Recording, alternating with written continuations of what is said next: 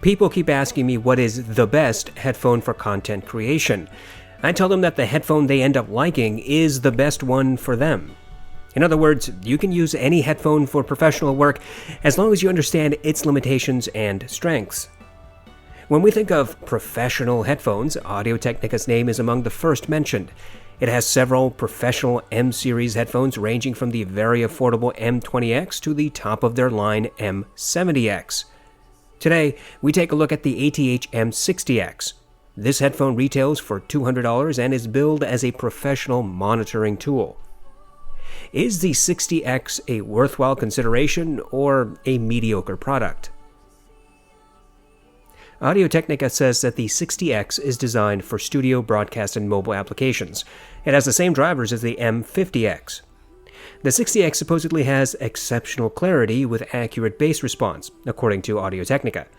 Audio-Technica provides very little marketing fluff. In fact, their statements about the 60X are innocuous. It's always nice to see companies be more realistic and conservative with their product marketing. Audio-Technica does not say what the sound signature is supposed to be, so we'll have to figure that out ourselves. The M60X is a dark headphone, and by dark I mean jet black. It has no gaudy colors or shiny features, it's plain and unassuming. But the 60X is also very different from the vast majority of studio headphones on the market. It is an on-ear design that is somewhat reminiscent of the Sennheiser HD25. The headphones are built of plastic and metal. Actually, most of the outer shell is hard plastic that actually feels thick and robust. The underlying substructure, including the headband and yokes, are metal. The headband padding is fairly limited. It feels a little bit spongy to me. Audio-Technica says that the headband padding is memory foam, but it sure doesn't feel like it. I think the padding is fairly thin, which does not give the memory foam enough room to depress. The ear pads are also memory foam and have a spongy response. However, they are thick and well padded, and these ear pads are replaceable. The M60X comes with 3 cables, a short mobile cable, a long straight cable, and a coiled cable. All use Audio-Technica's proprietary locking system. All of the cables seem sturdy. They do not get tangled and transmit some microphonics. The headphones also come with a carrying pouch. As for comfort, I find the M60X to be a fairly comfortable set of headphones. I'm not a big fan of the on-ear design, and there are only a handful of on-ear headphones that I can tolerate, and even fewer that are actually comfortable to me. The M60X is one of those rare headphones that is, in fact, comfortable. The ear pads are so thick that they sufficiently mitigate the headphone's clamping pressure, which is a bit on the stiff side. The headphones are reasonably light, and the headband does not cause hot spots. I can easily wear the M60X for 2 to 3 hours without fatigue. The M60X also dampens ambient sounds. The passive noise isolation is respectable, but nothing like a good active noise cancellation headphone. You will still be able to hear typing on your keyboard, people talking at normal volumes, and most other sounds. It's merely that those noises will be a bit muffled. Overall, the M60S has good build and comfort. There's nothing to gripe about in regards to the headphone's durability or construction. I have no doubt that the M60X can withstand typical use in home and studio environments.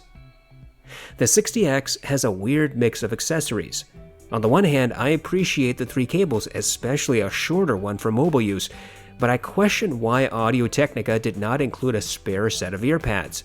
This is one of those missing elements I constantly point out in reviews. Far cheaper headphones provide extra ear pads, and it baffles me why big companies cannot throw in an extra set. Some people will also complain that the M60X does not fold, and I think it's an odd choice for Audio-Technica to not add a folding mechanism on this mobile headphone. It seems like there should be one built into the headband. But I think these are minor issues in the long run. To test the M60X, I used it with several devices. This included my Shitmodi 3 and Liquid Spark stack. This is a neutral setup, by the way. I also listened with the Army ADI-2 DAC and the EcoZerta. I listened to my test playlist from Amazon Music HD. I used the stock cable and ear pads. Without doubt, the M60X is really easy to drive. Its 38 ohm impedance and 102 decibel sensitivity make it easy to use with any mobile device. Audio-Technica says that the M60X has deep, accurate bass. and this somewhat implies neutrality. My test suggests that the M60X has a practically neutral bass response, but not quite there. In Mountains by Hans Zimmer, there's a sub-bass rumble from the start of the song. The 60X presented that detail. The decay was about average. However, it also seemed as if the rumble was just a little bit overemphasized, a bit more obvious than on the more neutral Allo Audio S4X. When the crescendo hit at the middle of the song, the organ was about one step ahead of the other instruments. The rolling thunder effect was audible, but was not overbearing. The mid-bass and sub-bass tended to meld. In Conquer by Overwork, there's a rolling marble effect at the beginning. This is supposed to pan from right to left to center. The 60X presented the sound, and I did hear most of the panning. There are multiple drums in the track, and the 60X recreated all of them with precise, hard impact. I could differentiate one drum from another. Each drum strike melded a little with the next, and none of the drums had a sharp, piercing sound. I listened to several hip-hop songs including Pure Water, New Patek, Reel It In, and Uproar. On each occasion, the 60X presented the subwoofer. It sounded like the subwoofer was in a medium-sized room and about 10 feet away from me. The drums had hard impact and were obvious in the mix.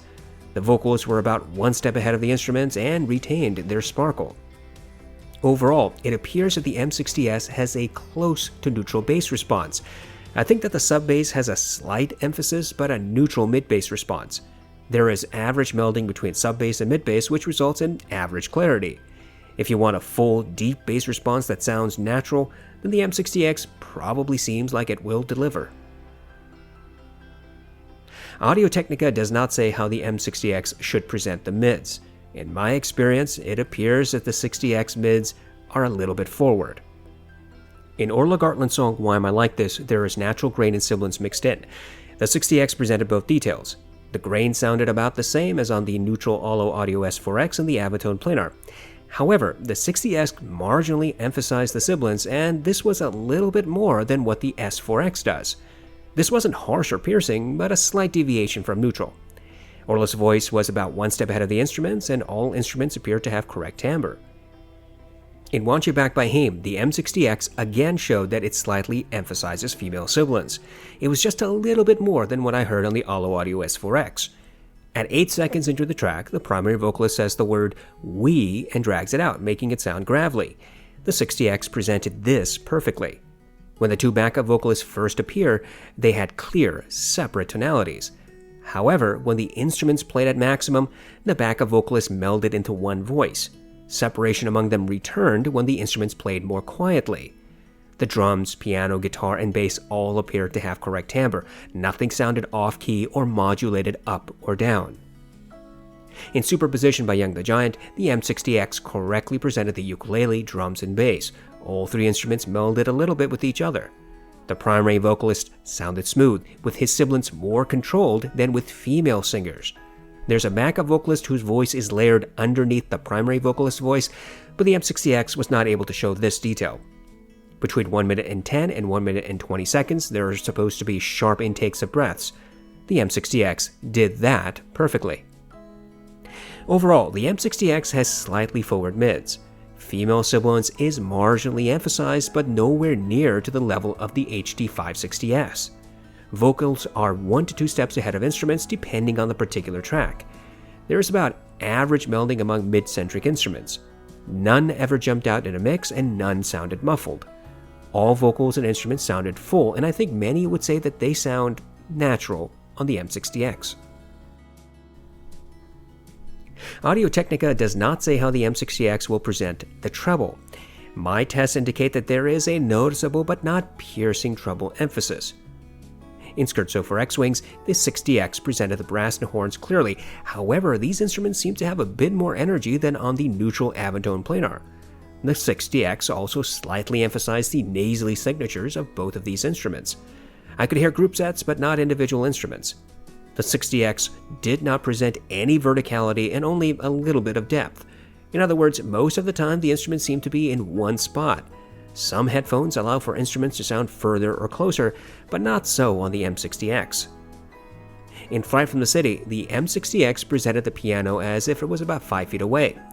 The bassier notes were well controlled and not boomy. I could hear the electric buzzing and pops and sizzles, which are details recorded into the bass layer of this track. The cello sounded clear and smooth. It melded slightly with the piano. I could hear the creaking of wood on the pianist's bench and the shifting of the cello's weight.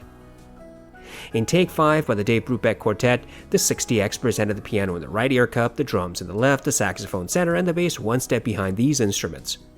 The saxophone had a bit more energy on the 60X than on the Aventone Planar, but it wasn't piercing or harsh. I could hear the different tonalities as the cymbals were struck at different spots. There was some melding among all the instruments, but the saxophone clearly stood out among them. Overall, I would say that the treble is forward, though not harsh or fatiguing. Treble instruments have more energy on the M60X than they do on the Aventone Planar, and probably just slightly more than they do on the AudioS 4X. There is greater clarity in the treble region than in the bass or mids. It was easier to pick out treble instruments than those in the other frequencies. Audio-Technica says nothing about the M60X's detail abilities. In my experience, I think that the 60X has about average detail retrieval. Nothing ever really jumps out in a mix. Obvious details are clearly audible. Some subtle ones are easy to perceive. But the M60X does not shove details into your ears, unlike with the Austrian audio headphones. Multiple vocalists are usually easily audible. Pops and sizzles, electric buzzing, creaking of wood, sharp intakes of breaths, the differing effects of cymbal strikes, plucking of guitar strings, and individual elements in a modern track are clearly audible. However, subtle nuances, such as those in orchestral mixes, will probably go missing. For a more quantitative test, I used the song New Light by Kazuki. This track has layers of details, including the sounds of children playing, wind, the rustling of grass, synth, piano, and footsteps. I count the number of footsteps I can hear in the first 60 seconds. The Sennheiser HD-800S presents 22 footsteps. The Focal Clear presents 18. The Austrian Audio Hi-X65 presents 17. The Austrian Audio Hi-X55 presents 16. The Hi-Fi Mansundara, Aventone Planar, Beyerdynamic DT1990, and Sivka P2 present 10 to 11 footsteps. The audeze LCD1 and HD6XX each presents 6 to 7 footsteps, and by the way, this is the average performance in all of my tests. The Neumann NDH20 presents 5 to 6 footsteps, and the M60X presents 7 footsteps. This result was consistent with my other listening tests. The 60X provides details that were meant to be heard, but cannot dissect a mix to let you hear all the nuances. Indeed, the 60X has about average clarity, other than in the treble region where I think it is slightly clearer with a bit more instrument separation and detail. What can you expect from an on-ear closed-back headphone with respect to Soundstage? Anybody who demands a wide soundstage on the M60X will be deeply disappointed. I would say that the 60X has about below average soundstage. I use a scale to help explain what I mean by average soundstage. As with the detail test, my soundstage test uses the HD6XX as the average starting point. A lot of people have the 6XX and can probably relate to the soundstage explanation. So, with the HD6XX as the average, we move towards the narrower spectrum first. The NDH20 has below average soundstage. The audeze Mobius and All Beats headphones have claustrophobic soundstage. Now, moving to the wider spectrum, we find that the Aventone Planar, Hi-Fi Mansundara, Austrian Audio Hi-X55 and 65 all have above average soundstage. The Hi-Fi Mandiva has wide soundstage. The HD-800S has super wide soundstage. On this scale, I would place the M60X along with the NDH20. Both headphones appear to have similar soundstage. This performance is fairly typical for closed-back headphones. This means that the M60X should provide a happy middle ground that typical soundstage and audiophile might be accustomed to. I will emphasize, however, that the 60X does not have verticality or depth. You will not get a 3D effect. But considering this is supposed to be a professional headphone that is not meant to razzle and dazzle, I think that's perfectly agreeable. The M60X is an interesting headphone. There's a huge split of opinion regarding the M50X. Some people love it and others think it is the furthest thing from neutral. The 60X has the same drivers as the 50X, which might make some people question if Audio-Technica resolved the complaints that some people had with the M50X. I don't have the M50X and cannot compare the two headphones, so that question will have to remain unanswered for now. However, the 60X does have a fairly close to neutral presentation with some caveats. The bass response is almost neutral. I think the sub-bass has a slight emphasis, but mid-bass seems to be neutral. Decay is about average. Clarity is about average in this region. Drum strikes are hard and precise, but never piercing. This is not the visceral bass response you might hear on the One More triple driver, nor is it the thumpy, undetailed, veiled mess that is Beats. The mids are slightly forward. Female sibilant seems to have a marginal emphasis, similar to what the Allo Audio S4X does, except just a little tiny bit more. All instruments sound true to timbre. However, there is no more than average clarity in this region. Multiple vocalists are usually audible except if the song gets complicated. Instruments do tend to meld a little bit, with no one instrument seeming more clear than any other. The treble has an accentuation, though not harsh or piercing. The emphasis is slightly more than what the Allo Audio S4X does. Clarity in this region is more obvious than in the bass and mids. Treble instruments appear to have greater separation among them than do mid-centric or bass instruments. Detail retrieval is average and Soundstage is below average. The M60X presents a near-neutral sound signature. The slight sub-bass accentuation is worth noting. Even the marginal mids accentuation is not too far off from neutral in my opinion. But the treble push is just a step too far for me to say that it is neutral. And this is what keeps the M60X, in my mind, away from the actual neutral category. If you want absolute neutrality, then I think you will have your work cut out for you. I don't think there's any such headphone. No headphone gives you perfect neutral sound. If you want a more neutral headphone than the M60X, then you could look at the Avantone Planar or the Allo Audio S4X, but both of them do have their own caveats. For example, the Planar has a sub-bass roll-off characteristic of planar magnetic headphones, and the S4X has a mids and treble accentuation in small degrees. If you want more bass, then the M60X is not for you. This headphone will not shake your head or bring out your inner bass head. If you want as much clarity and detail as possible, then there are only a handful of headphones that fit that description. The M60X is not among them. However, if you want a fairly neutral headphone with average detail and a little less than average soundstage, then the M60X does deliver. To better understand your options, it is paramount that reviewers meaningfully compare products. I try to present the overall performance of a product, then talk about how it performs when compared to alternatives. Here, I will briefly talk about some comparisons of the M60X against potential rivals. I decided to do an A/B test of the 60X with the Allo Audio S4X, the Beyerdynamic DT1990, and the Neumann NDH20. Clearly, all of these headphones are more costly than the M60X, which is precisely why I chose them.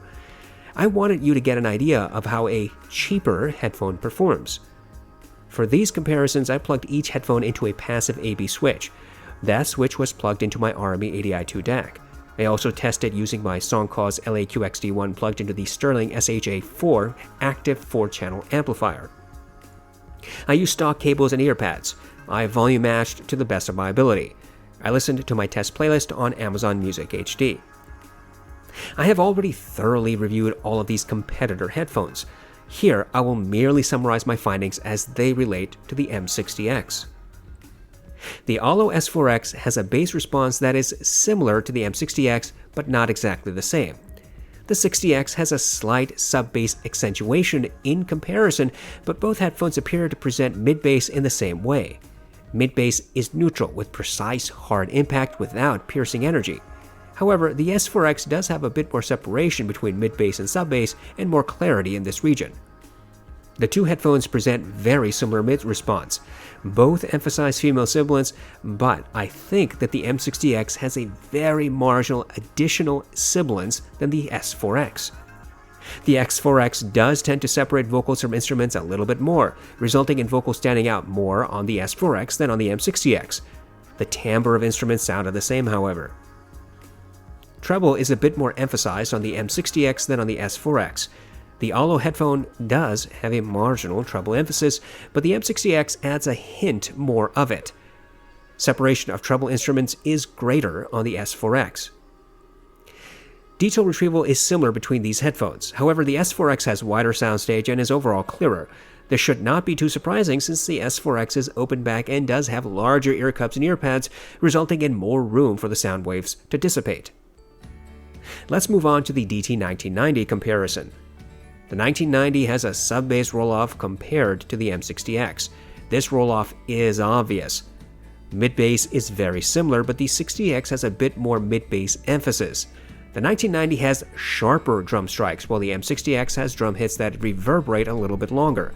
The 1990 has more separation between sub-bass and mid-bass.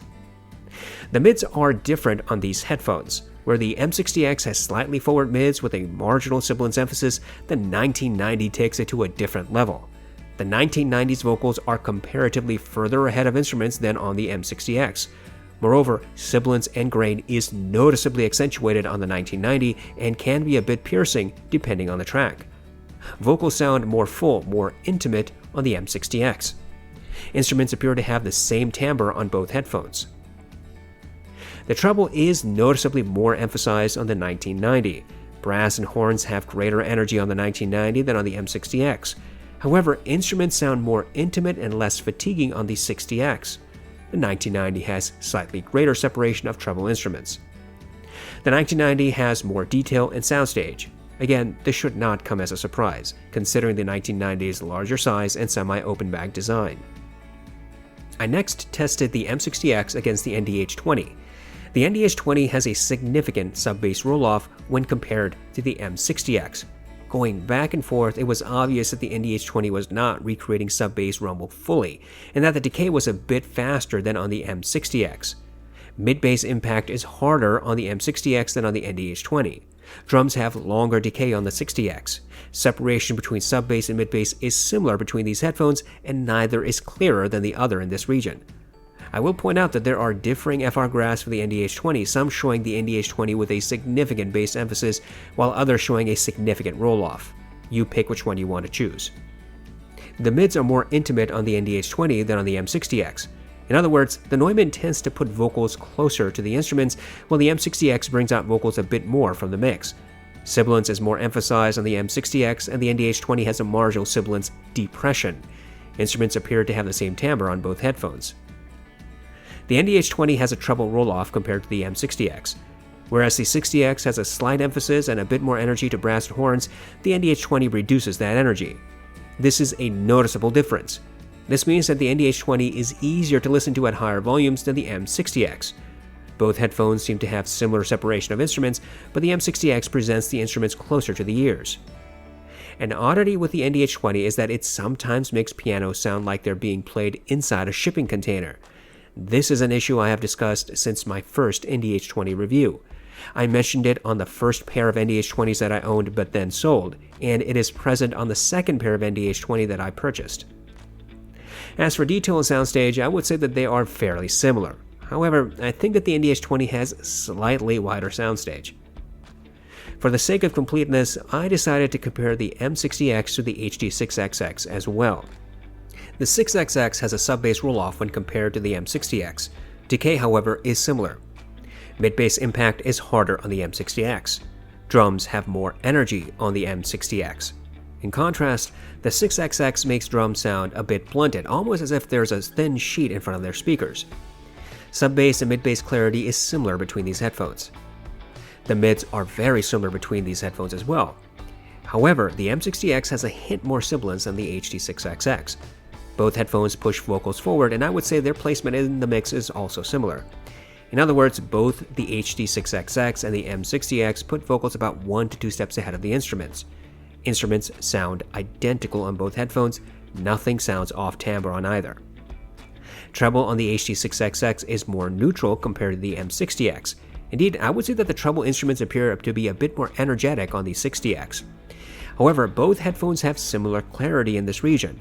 Instruments tended to meld on both headphones and neither presented verticality or depth. Both headphones made instruments appear close to the ears. As for detail retrieval, the 6XX and M60X have about the same amount.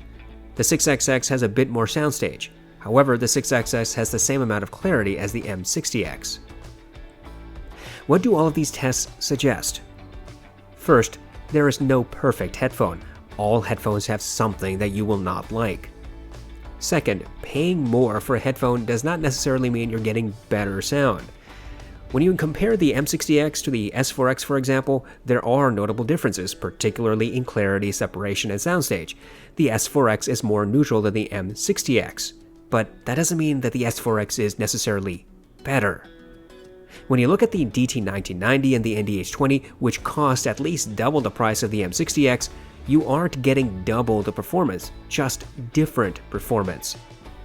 The DT1990 and ATH-M60x both have a bass roll-off. The 1990 has more clarity than the 60X, but the ATH-M60x does not. The 1990 has a significant sibilance and treble push. The ATH-M60x has a depression. The HT6XX also has a sub-bass roll-off compared to the M60X, but it presents vocals similar to the 60X and has more neutral treble.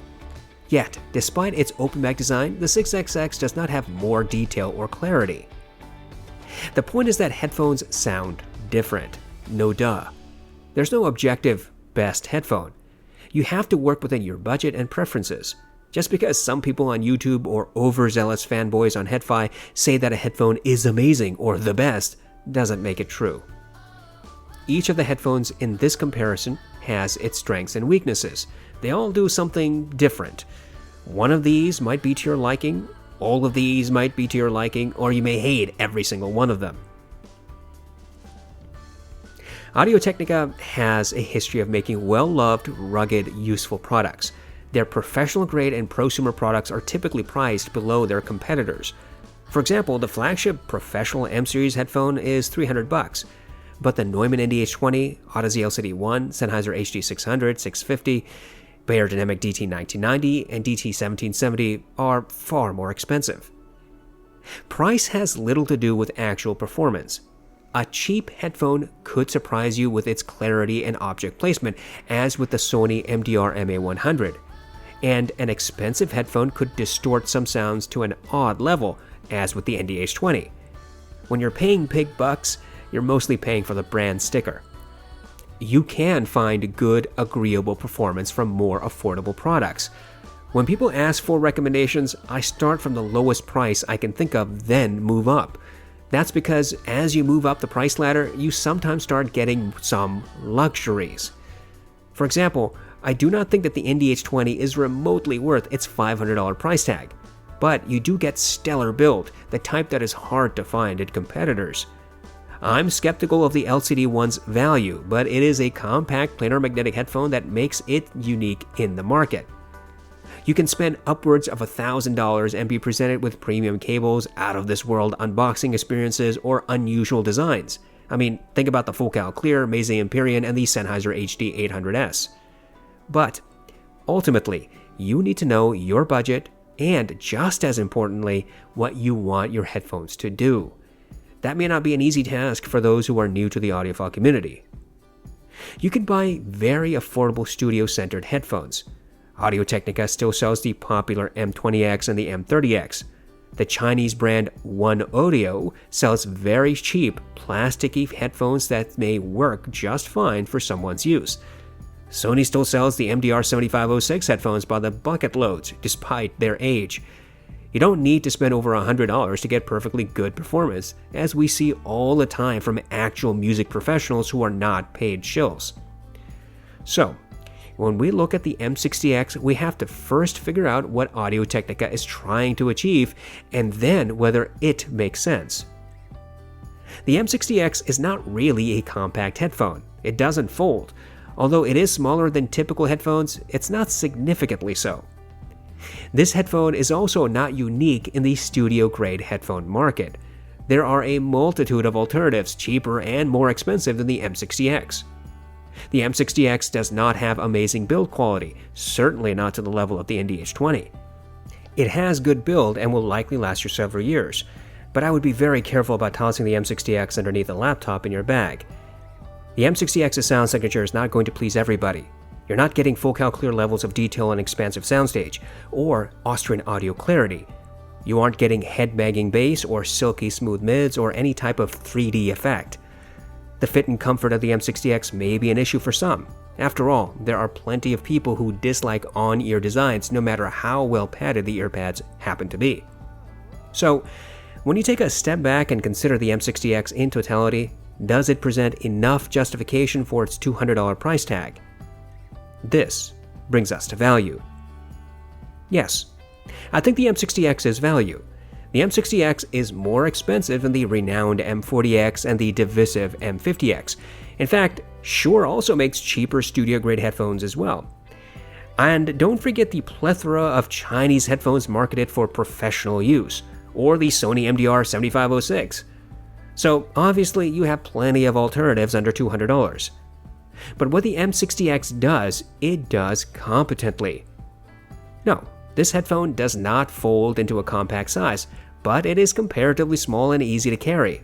It is one of few on-ear headphones that I find reasonably comfortable.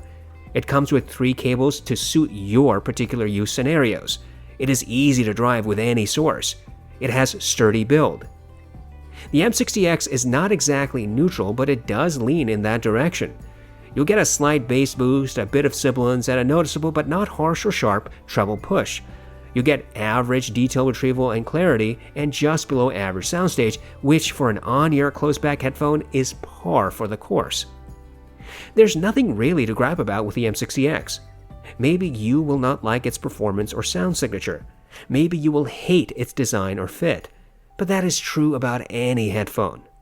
The bottom line is that the M60X at $200 is fairly priced. If this is the design and sound signature you're looking for, then the M60X is worth a close examination.